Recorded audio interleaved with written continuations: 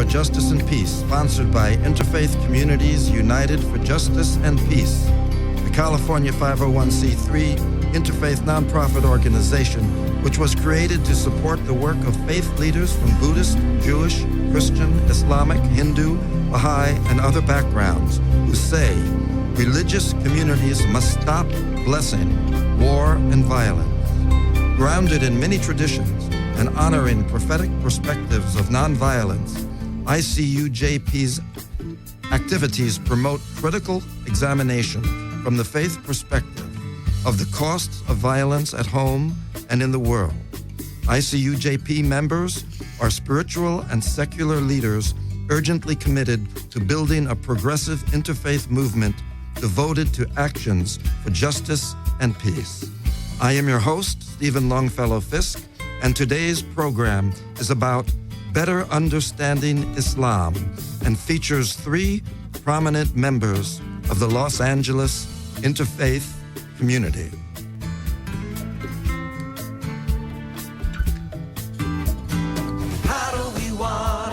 And that is the question. How do we want our world? Do we have a voice in making our world a better place and building a future where the culture of peace can thrive? No war, no violence, economic disparity, environmental degradation, racism, and inabilities to overcome our differences.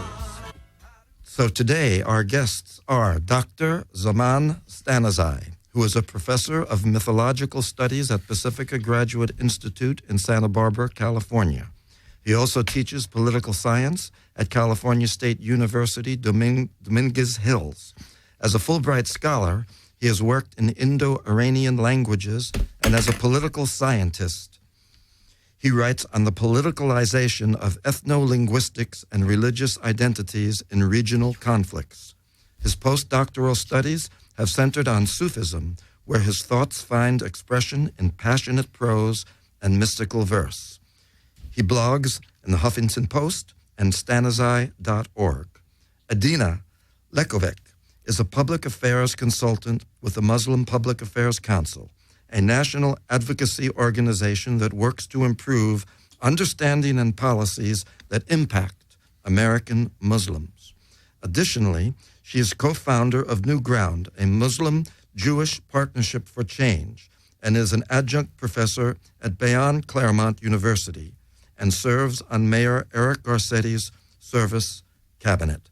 And last but not least is Salam al-Mariyati, president of Muslim Public Affairs Council, who writes extensively, speaks extensively, appears extensively, and is deeply involved in interfaith community action. And thank you all for being here this evening for this program.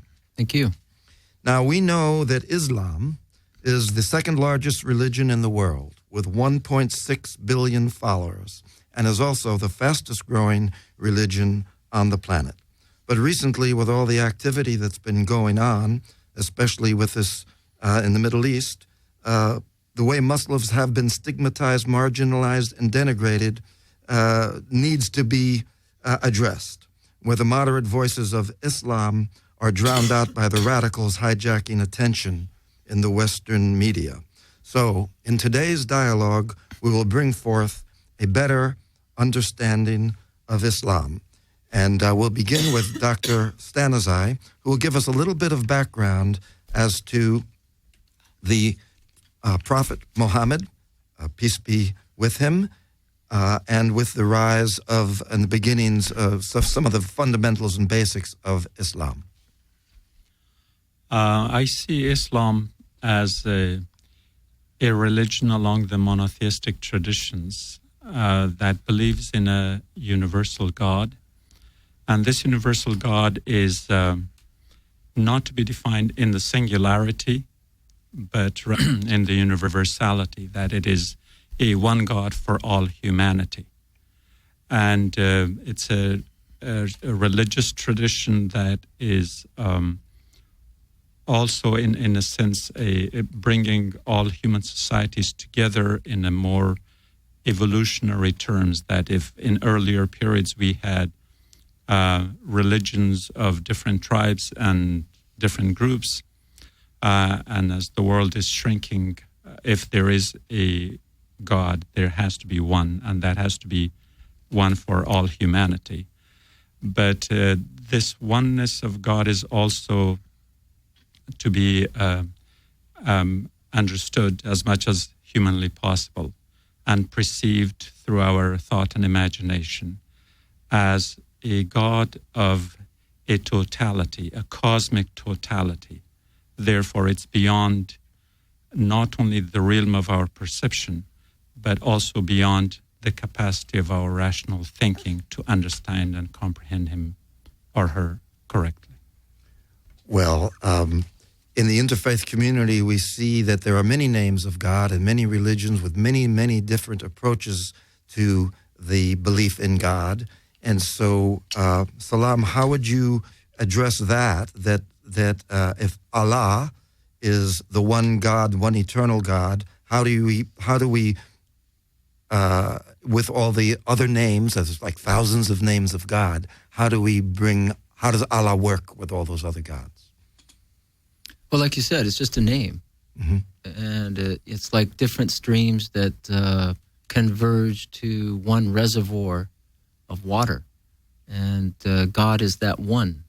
But there are different branches, if you will, that manifest themselves in different religions, but they all come from the same source. As Dr. Maher Hathout said one time, that all religions belong to God, that God is too big to have just one religion. And when a religion claims that they're the only ones that have God, then they're not a true religion anymore. That God becomes more or less the head of that gang.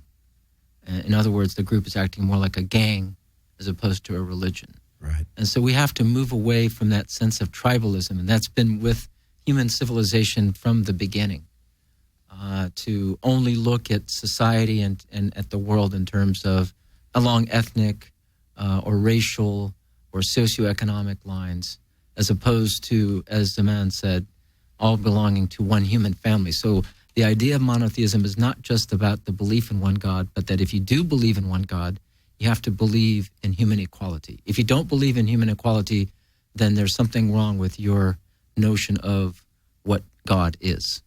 But it seems we get hung up on the name. We get hung up on the differences of different religions and the way they're presented, and we get to fight over the name and over the different belief systems. It's always the superficial point that messes everything up. So, for example, Yahweh, Elohim, Jehovah, Dios, Allah, they all mean exactly the same thing. They mean God. And it's just, for example, a Christian Arab would say Allah, because that's the name for God in Arabic. So it's not a matter of a religious differentiation, it's simply a linguistic one. Right. Adina, how would you address this particular issue? The name of God, the difference between religions. I think all religions are an attempt to understand the divine and attempt to create a relationship with the divine and to understand our own souls better. And so Islam is a continuation of other religions. Islam is considered an Abrahamic faith. In the Quran, Jews and Christians are described as people of the book because Islam is a continuation of the message, or the Quran is a continuation of the message of the Torah and of the Bible. And so you'll find that what we have in common with Abrahamic faith specifically is several core creed issues. The belief in God, the belief in the day of judgment, this idea that we'll be accountable in the afterlife, a belief in most of the same prophets, including Jesus, who Muslims view as a prophet, including Moses, including Adam, including Jacob, you name it, including all those famous figures that we know so well.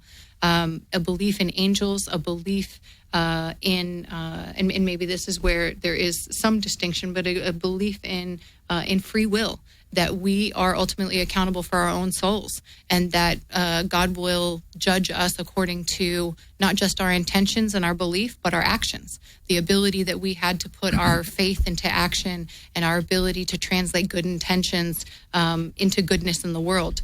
Salam quoted Dr. Etude, and that's something that's very easy to do. One of the ways I always quote him is he gave me the most simple definition of Islam, which is that it's the 2 G's, believing in God and doing good. And I think that that's the best and easiest way to understand Islam is through its values, that it's about equality, about compassion, about mercy, about justice. And these are the things that we strive as Muslims to uphold in the world, to demonstrate in the world through our faith.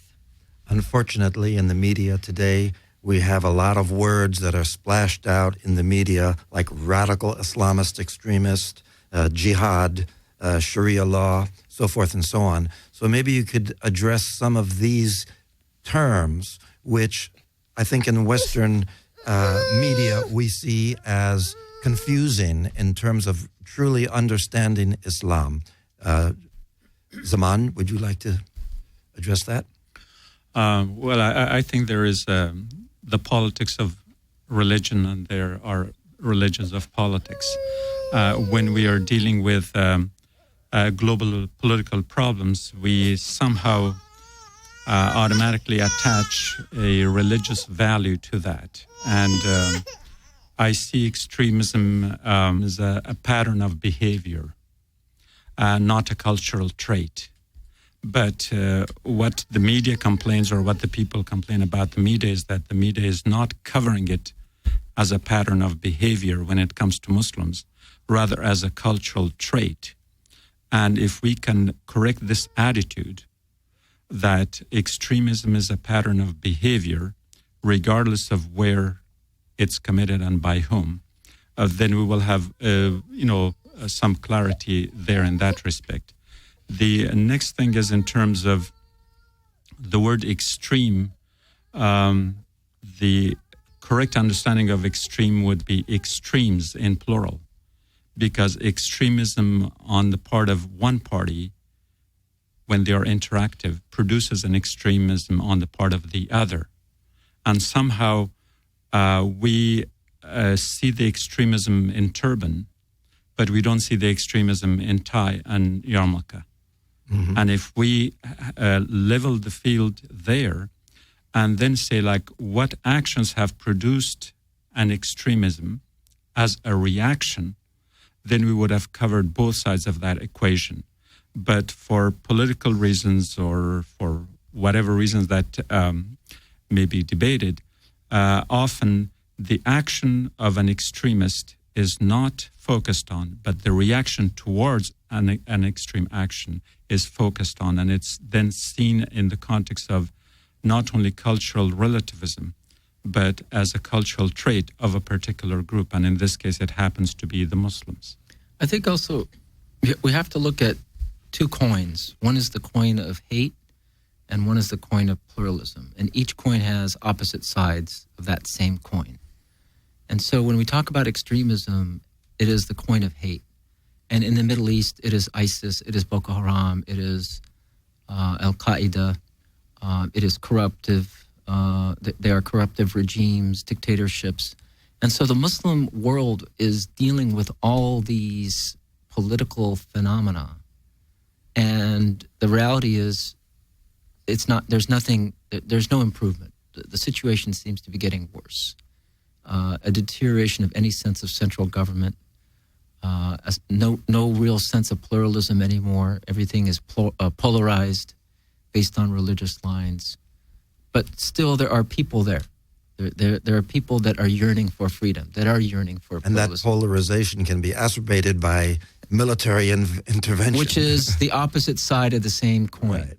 So, for example, when you have 47 Republican senators that want war, and they don't care how to get to that point, that's hate. Now, they're not Al-Qaeda, they're not ISIS, they're not Boko Haram, but they are using the military to perpetuate their hate of a region and of a culture. And fear. And through fear. So we have to deal with that hate on both sides. And we as American Muslims, are on that tightrope between being pushed by the hate from the Middle East and being pushed by the hate from political extremists here. And so while we're doing that, we're trying to articulate a narrative that counters the hate. Dr. Hassan had a wonderful definition of extremism. He said, there's no theological, religious analysis to extremism. Extremism simply is when a person's heart is penetrated by hate. A believer is one when love penetrates the heart. If you allow love to penetrate your heart, then it doesn't matter what situation you're in. You will not respond with hate. You will respond with tolerance, at least, if not compassion, if not trying to actually be a part of the solution. Right. So we are dealing. The other coin is the coin of pluralism. There are people in the Muslim world who still believe that pluralism has a chance, and America is the last bastion of pluralism in the world today. It's not in Europe. It's not in any Middle Eastern government at this time, but it's in America. If we can succeed in overcoming the threats of Al-Qaeda and ISIS and Boko Haram and maintain our pluralism and even enrich our pluralism, America will become a stronger nation because of that. So it's really about pluralism. Well, that's part of the great American experiment in democracy, to be able to really see that pluralism thrive in this culture. And we have a woman with us who is thriving with her beautiful baby. Yeah. And it's a blessing to have you here with your beautiful baby. And, one of the issues that has hit the media pretty strongly is the way it is perceived that women are treated within the Islamic community. So, Adina, perhaps you'd like to say something about that. Sure. Well, let's start with the theological foundation. So I should say about myself personally, I was raised my parents are from the former Yugoslavia. So I was raised in San Diego as the child of immigrants who didn't understand Islam because they didn't have, my parents were poorly educated. And my mom, I recently reflected on the fact, the difference in my mom's relationship to the Quran and to Islam versus my own. She, because she was not well educated, had to rely on either her father or her husband or the imam to tell her what the Quran said and what Islam said. Versus in my generation, I grew up not really understanding Islam. I understood Islam as a list of things I wasn't allowed to do, and it was only when I was in college and I thought, okay, now it's time to decide: am I really Muslim or am I going to move on? And that's when I actually read the Quran on my own. I was shocked because I too thought that Islam treated women as second-class citizens because my education about Islam growing up came through television screens and film screens. What I read in the pages of the Quran was polar opposite of that, was that from the point of creation, from the story of Adam and Eve, that the Quran describes that God created one soul and from that soul created its mate. It's gender neutral. And so even from the point of the conception of humanity, we have an ambiguity that exists there, a gender neutrality.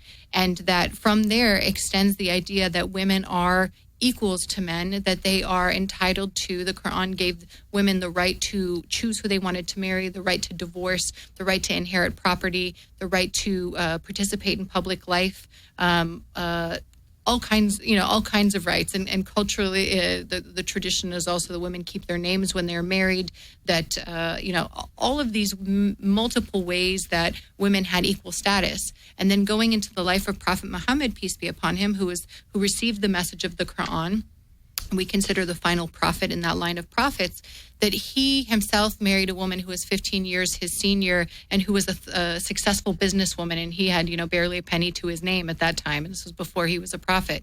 So from the Quran itself and from the traditions that we know from the life of Prophet Muhammad, that women had this equal place and that they were to be upheld. And the Quran stated in no uncertain terms that women were to be treated as equals and condemned outdated practices that were misogynistic.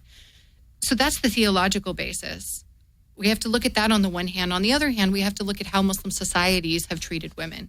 And that picture is not so rosy. The various interpretations and the ways that patriarchy has operated, we could spend a long time talking about here. two points that are important to consider. One is that the Muslim world does not have a monopoly on misogyny, right? The situation of women worldwide is pretty dire, continuing through to today. And there's plenty of evidence for that here in our own country. Women still make 73 cents, I believe it is, on it for every dollar that men make. The host of issues that are there are not dissimilar, right? There's a lot in common. However, there are some Muslim countries, particularly like Iran, like Saudi Arabia, that mandate that a woman covers her hair or even covers her body in a certain way. That's not from the Quran. That's state mandated religion, if you will. And these were not practices that come from the Quran. So again, I don't blame people for having being confused. Let's put it that way. Being confused between what they hear Islam says and what they actually see. What is it that they are supposed to believe? The reality is that women face an uphill battle, but that there are Muslim women, not just here in the U.S., but around the world, who are making strides every day. We've had multiple Muslim women who have won Nobel Peace Prizes and other kinds of, high accomplishments on the international stage and in their own countries, and who are pushing for progress. This is a situation where we need to support Muslim women as they work to amplify their own voices and elevate their voices, rather than to take the usual stance of trying to liberate Muslim women. We're liberated. We just need our platforms to be raised, and we need to create more educational opportunities so that other women can understand their faith firsthand, instead of, again, like my mom, relying on secondhand information and being duped, or being more easily duped as a result. As a woman who is involved with promoting women's concerns, and as well as the way that West perceives Islam, how are you finding the receptivity? How is your work going? I think people are hugely receptive. Frankly, I've been wearing hijab or covering my hair in some fashion or another for half of my life, since I was 19 or 20 years old. And I can count the number of negative experiences I've had on one hand. The vast majority of my experiences have been where people, we talk about Islamophobia today. There's Islamophobia that's rooted in hate, like Salam said. There's also Islamophobia that's rooted in ignorance. I find that on a day-to-day level, as an American, that the Islamophobia that I deal with is more coming out of ignorance. I always tell the story of being in the grocery store and having somebody, come up to me and say, well, why do you wear that thing on your head? Or, it's those everyday moments, or my neighbor, who will interact with me in that way.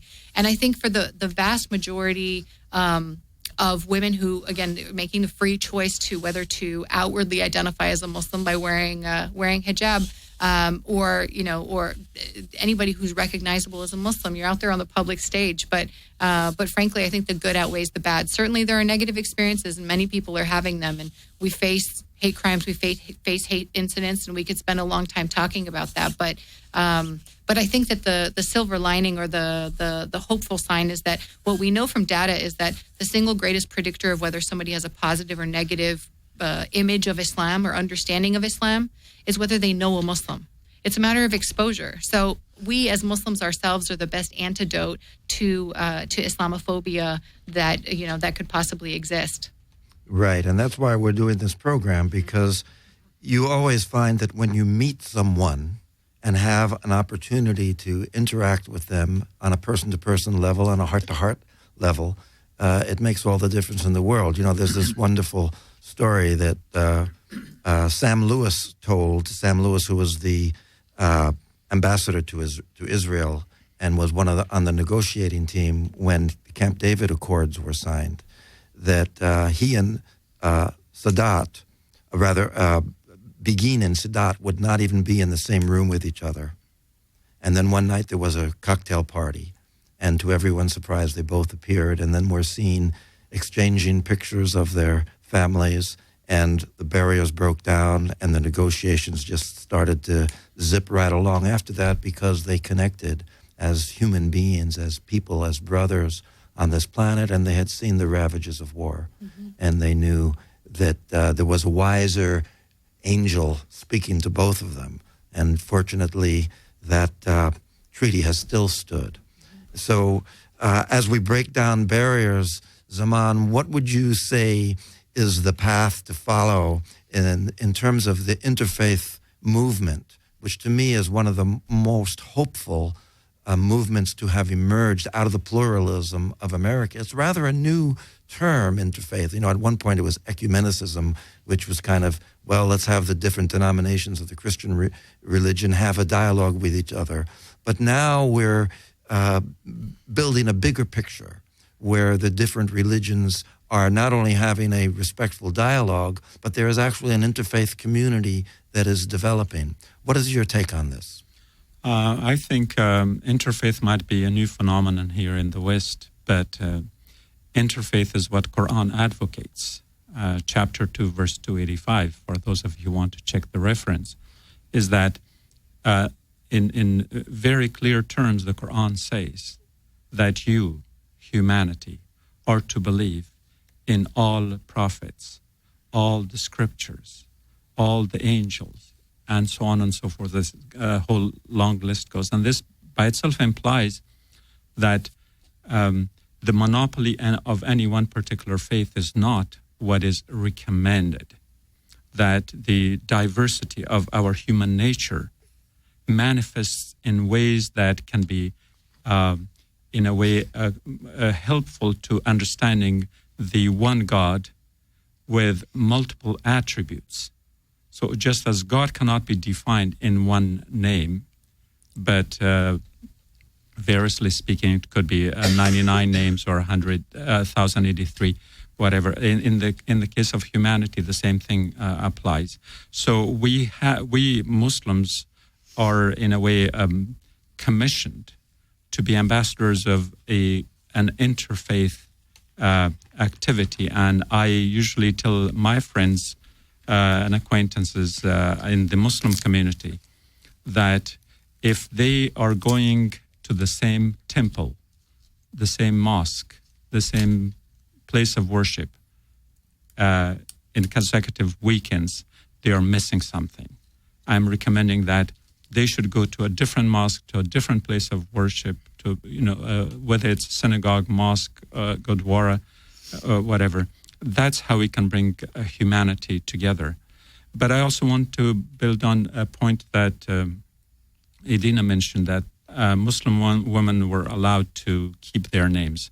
This might appear like something trivial, but the reality is that Muslims and Islam recognize the woman's right to property ownership, with such clarity that a woman was not an object to be renamed when she would get married. But because she had the right to own property, she had to have all the names to which she was entitled. And this tradition that was practiced, I will give you a closer example, which will be Spain, to the European, to Europe, is that a European or a Spanish woman whose name even today might be Maria Rodriguez Hernandez de Soto. And a non-Hispanic person would say, like, sorry, ma'am, give me your last name. These were not last names. These were her names. And the reason was that if she had to keep her father's name, her husband's name, and her mother's name, so that if her mother died, she was entitled to her share of property from that, and she could go to the court and say, look, here, Hernandez is my name. And if her husband or her father died, the same thing. And so therefore, these might appear too simplistic, but those of us who advocate a kind of gender equality and all that, they are not looking at that the European system, Northern European system, where a woman takes the name of her husband, is simply that old tradition of a woman being herself a property, therefore not entitled to the ownership. And as far as the idea of how we then in the West, instead of looking at these very substantial and very important traits of the Islamic culture, we say, oh, the Muslim woman is wearing a hijab. And the hijab is nothing but, I think, if I remember correctly, in the case of the Atlanta Olympics, when they found that there were two people who were responsible for some incident, the description came as Middle Eastern-looking men. So for men, they could be Middle Eastern-looking and whatever that means. But for women, it's very convenient. If they were wearing a hijab, that's it and no more. And I think we trivialize we objectivize, not across the gender divide, but also across the cultural divide, and therefore put stamps on people's identity. That is, for lack of a better term, shameful. Absolutely. Now, in America, it's interesting to look at the roots of American democracy and those, quote, founding fathers who devised the Declaration of Independence, the Constitution, were of multiple ethnic backgrounds. They weren't just Christians. There were Masons. There were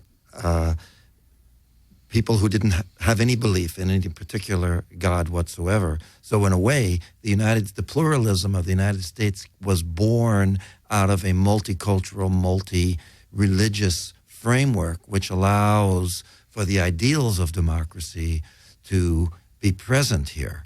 And the question is, how can we continue to develop those ideals, which seem to be greatly endangered when you look at the corporatocracy that's taking over and the war making that's going on, the imperialistic kind of aggressiveness that's happening in our world, and in alignment with that kind of idea of plurality and the community, the broader community of the planet Earth. Are we able to really embrace? Is there hope? What do you say, Salam? Well, of course. Yeah, of course. Yeah. You have to. If you believe in God, you have to say there's hope. Only those who don't believe in God would deny that there would be any hope. But I think you have to analyze the situation. For example, for this corporatocracy, it doesn't exist unless there is consumerism in our culture that goes from having a phone to having an iPhone 4 to now having an iPhone 6, and you just keep buying and getting into more and more debt that you don't think about what you're spending, and you don't think about how you're spending. So I think religion tells you to at least reflect on that and to always have a share for those who are less privileged than you. In terms of war, let's face it, fear sells, prejudice is rampant, hysteria is easily instigated now, and so there's a spiritual weakness in our society in terms of understanding the dynamics between faiths, between races, between cultures. Are we at that level in America where democracy is going to prevail in the next century? And I think that is the real question. And so when we look at the Arab, or we look at the Persian, or when we look at the Pakistani, do we see ourselves? Look at the immigrants. Or are we just looking at the other? Mm-hmm. It is the otherizing of people that is dividing our society and is deteriorating our pluralism, that will undermine our democracy and exactly what you're saying. It will just become a corporate culture. When is the next war? How do we instigate the economy so that we just keep feeding our sense of immediate self-gratification? And then there becomes an intoxication of power. You become completely desensitized to the suffering of other people. As they say, when 1 million people dies, it's a statistic, but when one person is in the news who dies, it's a tragedy. So why aren't those hundreds of thousands of Iraqis meaning anything to us? Why aren't the Palestinians who are suffering every day meaning anything to us? You mentioned Sadat and Begin, and I have my criticisms of both. One is a former terrorist, and the other was a brutal dictator. But having said that, as you said, they were able to make a peace treaty that, by and large, has been sustained for all these decades. We don't have those kinds of leaders. Let's face it. It's Benjamin Netanyahu and whoever on the other side. There's no symmetry of power. There's nothing for the Israelis to really lose if they continue the status quo. So it takes American involvement on this issue. It takes bravery among Americans in our interfaith community to stand up and say, we have to end this situation, and we have to speak against the injustice that is going on. And therefore, what it requires is it's not so much waiting for leaders to get to know each other, but it's time for peoples to get to know each other. It is about grassroots diplomacy. And I think that is what will help save our democracy, really, the future of democracy.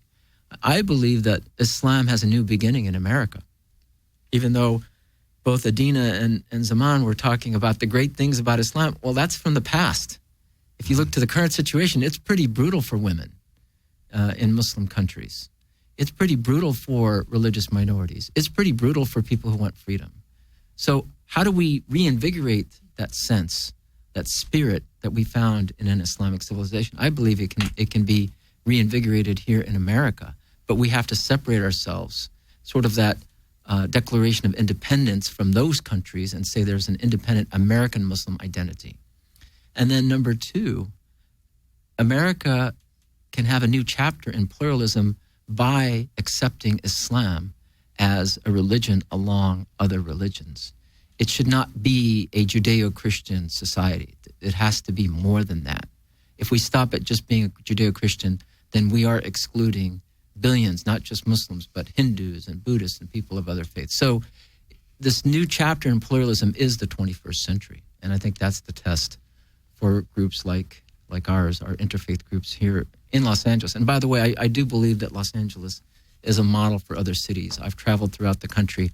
I don't see the same kind of interfaith cooperation. I see a lot of interfaith dialogue, but not as much cooperation in terms of programs dealing with social justice and service to the underprivileged as I see here in Los Angeles. It's definitely pretty strong here in LA. I do also travel quite a bit.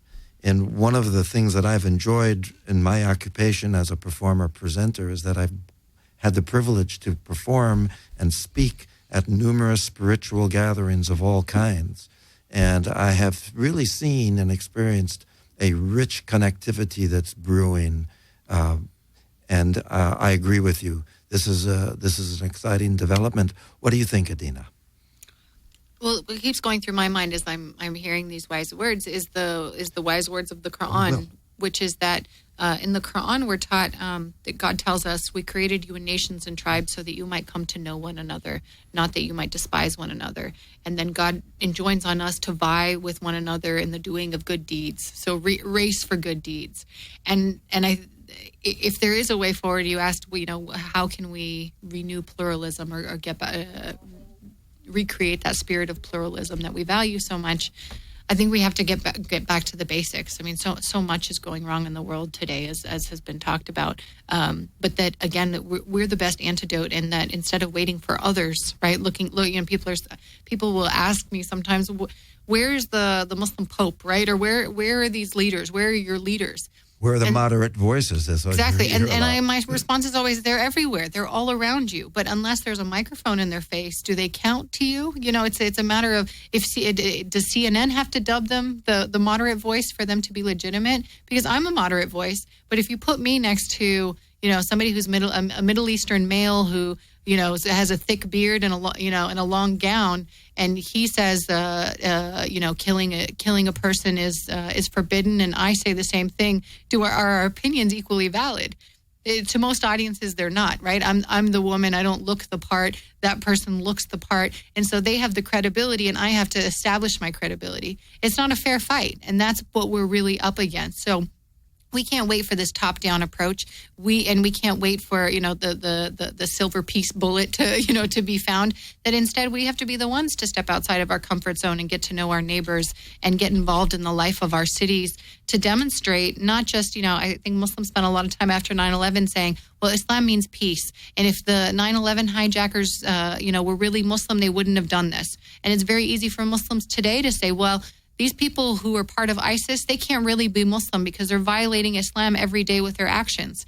that doesn't serve us. It does us no good to say, well, they're Muslim or they're not Muslim. It doesn't change their actions. They are ending lives with brutality and cruelty in using the name of Islam.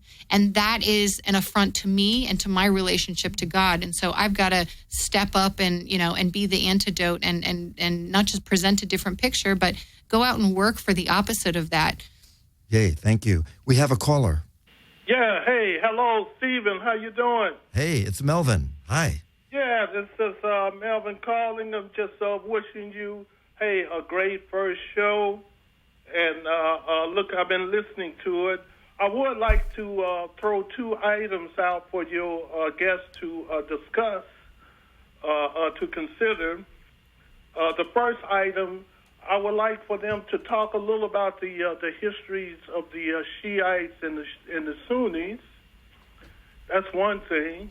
The other thing is I would like to ask them how to get more Islamic involvement in that Skid Row area among the homeless. We got a lot of Christian organizations, Jewish organizations, but not many Islamic organizations at all that's contributing to the homeless laying down there in the streets. And that was very important part of the life of the Prophet Muhammad, where he was in Mecca. He was homeless for quite some time. And I would like for them to touch on those subjects. And I want to thank you, Stephen, for bringing such a great show and such an important subject. Thank you. Thank you. Well, maybe Zaman could talk about the history of the Sunni Shia. He's more of a historian than I am. But in terms of the involvement in homeless, every Ramadan there is Humanitarian Day that our group called Ilm Foundation and Islah, which means restore, renew, repair, or reform, sponsors a feeding of the homeless and working to volunteer in Skid Row. And it's run by a great leader in Los Angeles named Omar Hakim. So he does a wonderful job. I think the problem that we keep hearing, it's not just in this issue, but in every issue, is where are the Muslims? I don't see them in the Chamber of Commerce meetings. I don't see them in our neighborhood council meetings. I don't see them in our school board meetings. I don't hear them in the media. So the reality is that we don't have that presence in civil society that we need to achieve, we need to be at yet. We are speaking. When people ask where are the moderate voices, you just need, like you said, Stephen, is that you just need to talk to a Muslim and you'll realize that there's that moderate voice. But the reality is the media only cares when there's a crisis, when there's a conflict, when there's violence, and we're dealing with American hysteria. So I think we're beyond Islamophobia now. It's a much more dangerous situation, in my opinion. I think we're dealing with hysteria of your neighbor, of your school teacher, of your fellow your colleague at the workplace, where they're having questions about you as a Muslim. Like, really, this religion is creating ISIS in their minds. And so it's our job to counter that narrative. And we attended a White House summit with the president that talks exactly about how do we counter the narrative of ISIS so that we become the example of Islam, yes, as opposed to just being what ISIS is not. I think in the historical context, the Shia-Sunni distinction is primarily a polarization of politics back in the 7th, 8th century. That made, and of course, then in the course of history, there has been a little bit of padding of alignment along one or the other. But what is more critical is not then, but rather now, where I think the involvement of foreign powers in Middle Eastern regional politics, where this polarization is manipulated, and in one countries we support the Shias, in another country we support the Sunnis, and so on. And this is where I think the problem, like I said earlier, the extremism is created. It's created by our extremist policies. And our asymmetrical warfare creates enough marginalization, radicalization of people who want social justice, who have legitimate concerns And instead of helping resolve those concerns, instead of helping find a solution for those problems through causality, we go to the effect part of it. We simply go and bomb them. And, an individual is sitting, say, in Colorado and pushes a button and, 50 people lose their life somewhere and they have never met anywhere. Drones. And so these drone wars, they create so much frustration on the part of the people who are marginalized, and our alignment with the dictatorial regimes, which flies in the face of our claim to be democratic or a beacon of democracy and supporting democratic regimes, is that we deliberately find every idea, every concept, every word around which we can polarize societies. So the Shia-Sunni schism is one of those. And I think what is happening right now is that we had Al-Qaeda. They had legitimate concerns. We may not have liked it, but instead of solving, we bombed them into frustration. So all of a sudden we have ISIS. And what do we do now? We are not going to find out why is there resentment of ISIS, whether it's against colonial boundaries or dictators, but then we go bomb them and we think that's going to resolve the problem. It wouldn't. And if we get rid of ISIS today, tomorrow there's going to be some other organization. And that's where I think in the context of that Shia-Sunni is that we are re-employing historical distinctions in modern conflicts, and this is much, much worse. I think also just to add to that is that there's also the ideology of compulsion in the region that is sponsored by countries that are America's allies, that are not that far of an extension that made ISIS, that actually finance groups like ISIS. And so we have to admit that there's an ideological component to this. And again, at the White House, the president said, and he acknowledged, we can't bomb our way out of this problem. You can't arrest your way out of this problem. You have to intervene. So to us, the antidote is the Islam that we were talking about. That's the antidote to that kind of extremism and hatred. And that is what needs to be given the platform, because war is not going to solve the problem. It's only going to make it worse. So very quickly, we're running out of time. This has been a great discussion. Where do we go from here? Adina. I think that, number one, we as Muslims need to better educate Muslims about Islam. To talk about ISIS and some of these threats that we're facing globally, one of the things that researchers have found, including Gallup and other sources, is that these people who are actually committing acts of violent extremism don't know much about their faith. They're easily misled down a path because they have a lack of religious literacy, and then these recruiters come in and cherry-picked quotes to stir them up and mobilize them. If they knew better, they would do better. And that's really where I see that our path is moving forward, and where my interest is in working with Muslims so that they have a higher level of understanding of their faith and they live the best values that lie at the core of our faith, rather than being distracted and misled. Even just the few bad apples that are out there aren't always bad apples to their core. They can be misled if they don't know any better. Zaman?